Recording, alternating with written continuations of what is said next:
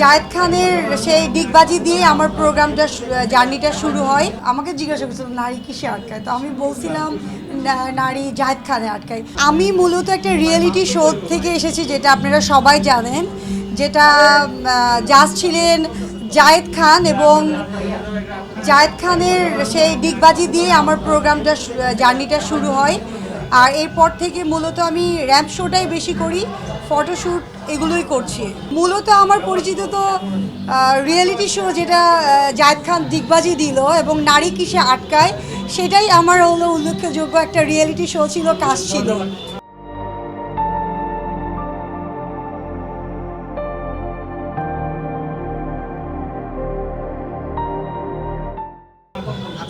আর শাকিব খানের যে হার্লিনের যে র্যাম্প শোটা হলো ঢাকা ফ্যাশন ডে, সেটাতে আমি ক্যাটওয়াক করেছিলাম। এটা অনেক বড় একটা প্রোগ্রাম হয়েছে, আপনারা দেখেছেন, সেখানে আমি ছিলাম।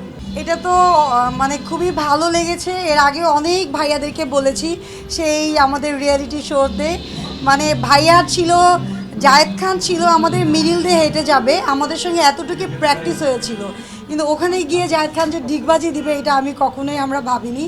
এটা খুব এনজয় করেছি।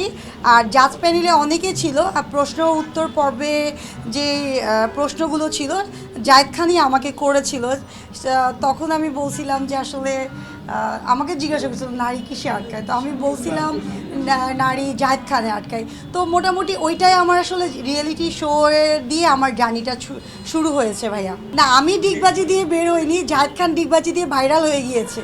সেদিন আমাকে জায়েদ ভাই একটা মেসেজ করেছে, বলছে যে সোনিয়া তুমি আমাকে নিয়ে কথা বলো না, তুমি আমাকে ভুলে গিয়েছো।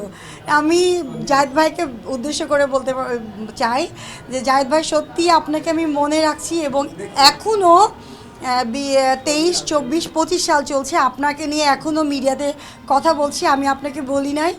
আর জায়েদ খান ভাইয়া শুরুতে ছিল, থাকবে, সমস্যা নাই। আর এখন তো আমাদের মেগা স্টার শাকিব খান, ওনার মুভি নিয়ে অ্যাকচুয়ালি কথা বলছি, এবং বরবাদ মুভি দেখে আসলে বরবাদ হয়ে গিয়েছি।